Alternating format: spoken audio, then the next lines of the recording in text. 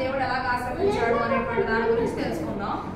మరి యాకోబు ఏం చేస్తాడు అంటే యాక్చువల్ గా ఇస్సాకు రెబ్కా అనేటువంటి వారు ఉన్నారు. ఎవరు? ఇస్సాకు రెబ్కా. అయితే వాళ్ళకి ఇద్దరు కుమారులు. ఎవరు? ఇద్దరు కుమారులు. ఒక ఆయన పేరు యాకోబు. ఏం పేరు? యాకోబు. ఆయన పేరేంటి? ఏసావు. ఏం పేరు? ఏసావు. యాకోబు ఏసావు. ఏసావు. ఓకే, యాకోబు ఏసావు గుర్తుపెట్టుకోండి జాగ్రత్తగా. అయితే ఏమైందంటే ఇంకా ఇస్సాకు చాలా ముసలివాడు అయిపోతాడు, ఇంకా వయసు అంతా కూడా అయిపోతుంది, వృద్ధుడు అయిపోతాడు. సో అలాంటి టైంలో మరి ఆయన యొక్క ఆశీర్వాదాలు తదనంతరం కుమారుడికి ఇవ్వాలి అనేటువంటి ఆలోచనతో ఆ రోజులో పెద్దవాళ్ళు ఎవరైతే ఉంటారో సో ఆ పెద్దవాళ్ళకి ఆశీర్వాదాలు ఇచ్చేటువంటి ఒక ట్రెడిషన్ ఉందన్నమాట. సో దాన్ని వాళ్ళు ఫాలో అవుతూ ఉండేవారు. అయితే ఏసావు ఏం చేసేవాడు అంటే ఎప్పుడైనా సరే మరి జంగల్స్ ఉంటుంది తెలుసు కదా, మీకు తెలుసు కదా జంగల్ అన్న ఫారెస్ట్ తెలుసాక. సో ఆ యొక్క అడవులో ఉన్నటువంటి జంతువుల్ని వేటాడి తీసుకురావడం. అక్క ఒక రోజు జూకి వెళ్ళాం అక్క మేము. హంటింగ్ చేసి అయితే అట్లా దాన్ని వేటాడి ఆ వేటాడినటువంటి జంతువుని తీసుకొచ్చి ఇందులో తింటే చాలా రుచిగా ఉంటుంది. దొరికి తిని పెరిగింది కదా అదే చాలా టేస్ట్. కానీ ఇక్కడ మన ఇంట్లో ఉన్నాయి తిని ఇంట్లో ఉండి పెరిగినటువంటి జంతువుల కంటే కూడా అడవిలో పెరిగినటువంటి జంతువులు చాలా రుచిగా ఉంటాయి వాటి యొక్క మాంసం. అయితే ఏం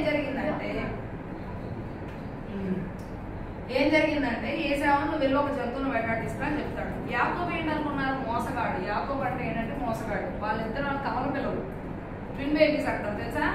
ఇద్దరు ఒకేసారి కొడతారు, ఒక 2 నిమిషాలు లేదా 3 నిమిషాల గ్యాప్ అంతే. మరి అయితే ఏం జరిగిందంటే ఈ యొక్క యాకోబు ఏసావు రెబ్కా యొక్క కడుపులో ఉన్నారు. ఎవరి కడుపులో ఉన్నారు? రెబ్కా. మాకన్నా ముందు మా డాడీ పుట్టాడు. మా డాడీ పుట్టిన తర్వాత మా మెర్సి పెద్దమ్మ మెర్సి పెద్దమ్మ పుట్టిన తర్వాత 2 నిమిషాలు అక్క అంతే. అంటే వాళ్ళకి 2 నిమిషాలు లేదా 3 నిమిషాలు ఒకే హాస్పిటల్ కొడతారు ఒకేసారి. అయితే అలా ఉంటారు మన ట్విన్ బేబీస్ అంటే. మరి ఏం జరిగిందంటే ఈ యొక్క యాకోబు ఏసావు రెబ్కా యొక్క కడుపులో ఉన్నారు. ఎవరి కడుపులో ఉన్నారు? రెబ్కా యొక్క భర్త పేరేంటి? ఇస్సాకు. ఏ పేరు? ఇస్సాకు యొక్క భార్య పేరేంటి? రెబ్కా. ఇస్సాకు రెబ్కా భార్య భర్తలు, హస్బెండ్ అండ్ వైఫ్. ఎవరెవరు? Isaac and Rebecca. Okay, so వీళ్ళిద్దరు కూడా భార్య భర్తలు అన్నమాట. అయితే ఏం జరిగిందంటే వాళ్ళకి 2 పిల్లలు. సో ఆ యొక్క ఇస్సాకు యొక్క భార్య అయినటువంటి రెబ్కా కడుపులో 2 పిల్లలు ఉంటారన్నమాట. సో ఆ యొక్క 2 పిల్లలు ఏం చేస్తారు అంటే ఏసావు పెద్దోడు అందులో ఎర్రగా ఉంటాడు. ఏసావు అంటే ఎదోము అని ఆయనకి ఇంకో పేరు ఉంది. ఎదోము అంటే ఏంటంటే రోమములు కలిగిన వాడు. మన కొంతమందికి ఈ ఎండుకలు ఉంటాయి, కొంతమందికి ఎండుకలు ఉండవు. సరే, ఈ ఎండుకలు ఉండేటువంటి వాడు ఏసావు. యాకోబుకి అసలు ఎండుకలు ఏమి ఉండవు. సో అందుకని ఎండుకలు ఉన్నాయి అని చెప్పి రోమములు గలవాడు అని చెప్పి ఆయనకి ఎదోము అని పేరు పెడతారు. ఇంకా ఈయన పెద్దోడు కదా అన్నటువంటి గుర్తు తెలియడం కోసం చేతికి ఒక ఎర్ర తాడు కడతారు ఏసావుకి. ఏం చేస్తారు నాన్న? చేతికి ఒక ఎర్ర తాడు కడతారు ఏసావుకి. అంటే ఈయన ముందు పుట్టాడు. ట్విన్ బేబీస్ అంటే ఇద్దరు ఒకలాగే ఉంటారు, ఎవరెవరో తెలియదు మనకి, అసలు గుర్తుపట్టలేదు. సో అందుకని ఆ గుర్తు కోసం ముందు పుట్టినటువంటి ఏసావు యొక్క చేతికి ఎర్ర తాడు కట్టారు. ఇంకా ఆయన ఎర్రగా ఉంటాడు. ఇంకా ఆయన చేతి నిండా ఒంటి నిండా కూడా రోమాలు ఉన్నాయి. అలాగే అంత జ్ఞానం వీడికి ఉంది కాబట్టి వీడు మోసగాడు అని చెప్పి యాకోబు అని పేరు పెడతారు. యాకోబు అంటే అర్థం ఏంటి అంటే మోసగాడు అని అర్థం. యాకోబు పుట్టాడు, కానీ యాక్చువల్గా పెద్దవాడు ఎవరు అంటే ఏసావు. అర్థమవుతుందా? సో ఇంకా వచ్చిన తర్వాత యాకోబు మోసగాడు అని చెప్పి పెంచిన తర్వాత వాళ్ళు పెరుగుతున్నారు, పెద్దవాళ్ళు అవుతారు. ఏసావుకి ఏమో ఇప్పుడు అరణ్యాల్లోకి వెళ్ళి అక్కడ వేటాడి జంతువుల యొక్క మాంసాన్ని తీసుకొచ్చి ఇంట్లో వండుకొని తినడం, వాళ్ళ అన్నానికి పెట్టడం ఆయనకి ఇష్టం. మరి యాకోబు ఏం చేసేవాడు? చక్కగా వాళ్ళ అమ్మతో పాటు కూర్చొని కొంగుచాడు పెట్టిలాగా ఎప్పుడు వాళ్ళ అమ్మ నేర్పించేటువంటి వంటలన్నీ కూడా నేర్చుకుంటా సాధువులాగా జీవించేవాడు అన్నమాట. సో ఎవరితో కూడా మాట్లాడకుండా ఇంట్లో ఉండి ఇంట్లో పనులన్నీ కూడా వాళ్ళ అమ్మకు సహాయం చేస్తూ ఉండేవాడు యొక్క యాకోబు. ఏం జరిగింది అంటే సరే పెద్దవాళ్ళు అవుతూ ఉన్నారు. ఇస్సాకు పెద్దవాడు అయిపోతున్నాడు. తండ్రి చనిపోయేటప్పుడు తండ్రి యొక్క ఆశీర్వాదాలన్నీ కూడా పిల్లల మీద చేతులు ఇచ్చి ఆశీర్వాదాలు ఇస్తారు. అందుకే పెద్దవాళ్ళ దగ్గరికి వెళ్ళి ఆశీర్వాదం తీసుకోంటారు. విన్నారు ఎప్పుడైనా? ఎందుకంటే వారు చాలా జీవితాలు చూశారు కాబట్టి వారు ఆశీర్వదిస్తే మంచిదని చెప్పి ఆశీర్వాదాలు తీసుకోమంటారు.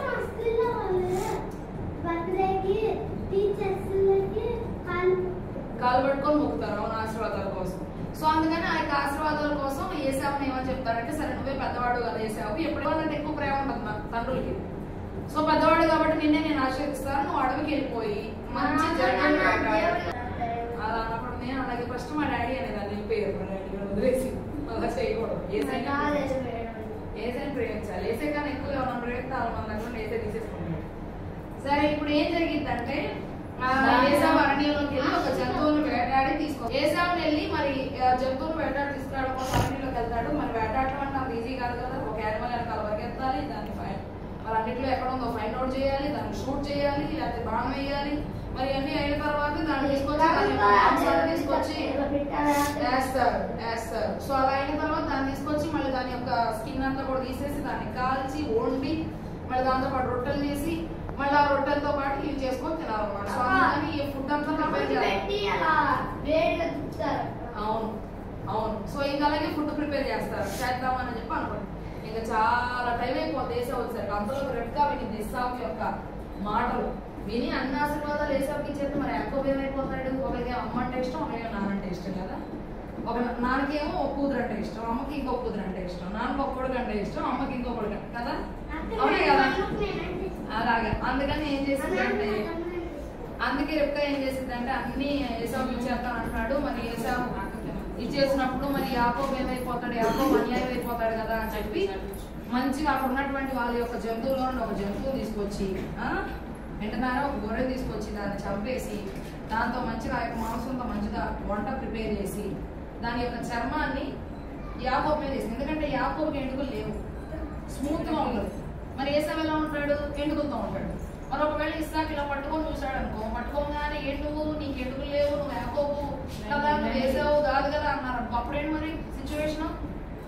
అందుకని ఏం చేసిందంటే ఆ గొర్రె చర్మాన్ని తీసుకొచ్చి యాకోబు మీద వేసి కూరలు అన్ని కూడా ఉండేసి మంచిగా రొట్టెలు చేసేసి ఇవన్నీ కూడా గిన్నెలో పెట్టి యాకోబుకి ఇచ్చింది అనమాట. సో యాకోబు వీటిని పట్టుకెళ్ళి ఇస్సాకు ఇస్తాడు. ఇస్సాకు ఏమో కళ్ళు కనపడదు కదా, అందుకని వచ్చింది ఎవరని తడిపి వస్తాడు. చక్కగా చర్మం అంతా కూడా ఎండుకలతో దొబ్బుతా ఉంది. ఇంకేంటి ఇది ఎవరో ఏసావే అని అనుకున్నాడు. కానీ ఎవరు వచ్చింది అనగానే యాకోబు ఎంత మోసగాడో చూడండి. ఈ జ్యేష్ఠ కుమారుడైనటువంటి ఏసావు నేను అంటాడు. ఏమంటాడు? జ్యేష్ఠ కుమారుడైన ఏసావు అంటాడు. కానీ వెళ్ళింది ఎవరు? యాకోబు. అంటే యాకోబు అంటే అర్థం ఏంటి? మోసగాడు. ఎంత మోసగాడు, వాళ్ళ నాన్నే మోసం చేస్తున్నాడు. అంటే నా అవి వెళ్ళిపోయి నేనే కనుగోలని చెప్తున్నాడు, లేదంటే మోసే వెళ్ళిపోయి నేనే కావేయాలని చెప్తున్నాడు. సో అలాంటి వాళ్ళు ఉంటారు మరి నిజంగానే. సో అట్లా చెప్పినటువంటి సమయంలో ఇంకేమంటాడంటే నీ స్వరం మాత్రం యాకోబుదే అని అంటాడు ఇస్సాకు. అయినప్పటికీ సరే ఆశీర్వాదాలన్నీ కూడా యాకోబు ఇచ్చేస్తాడు. యాకోబు ఆ యొక్క ఆశీర్వాదాలన్నీ కూడా ఇచ్చేసిన తర్వాత ఏం జరిగిందంటే ఆశీర్వాదాలన్నీ కూడా యాకోబుకి వెళ్ళిపోయింది. ఏసావు ఎక్కడో ఎత్తుకుంటా ఉంటాడు. ఎక్కడ ఉందా జంతువు, దేని పట్టుకొని ఆడాలా అని చెప్పి ఎత్తుకుంటా ఉంటాడు. సో ఇంకా ఎత్తుకుంటా ఉండేసరికి ఎప్పటికో ఒక జంతువు దొరికింది. దాన్ని చంపుతాడు, తీసుకొస్తాడు, దాన్ని వంట చేస్తాడు, తీసుకెళ్లి వాళ్ళ నాన్న దగ్గరికి ఇచ్చేసరికి వంట అంతా కూడా రెడీ చేసుకుని వాళ్ళ నాన్న దగ్గర తీసుకెళ్లి నన్ను ఆశ్రయించినానా, నీ జ్యేష్ఠ కుమారుడు అయినటువంటి ఏసావు వచ్చానని చెప్తాను. అదే మరి ఇందాక నేను ఎవరిని ఆశ్రయించాను అని అడుగుతాడు. అనగానే ఇంక అప్పుడు ఇందాక వచ్చినటువంటిది యాకోబు అని వాళ్ళ అమ్మ ఏం చేసిందంటే ఇద్దరు కొడుకులు ఒకే రోజు చచ్చిపోవడం ఎందుకులే, ఎందుకంటే మరి యాకోబు ఆశీర్వాదాలని పొందుకున్నాడు కదా, ఏసావుకి ఏమి రాలేదు కదా.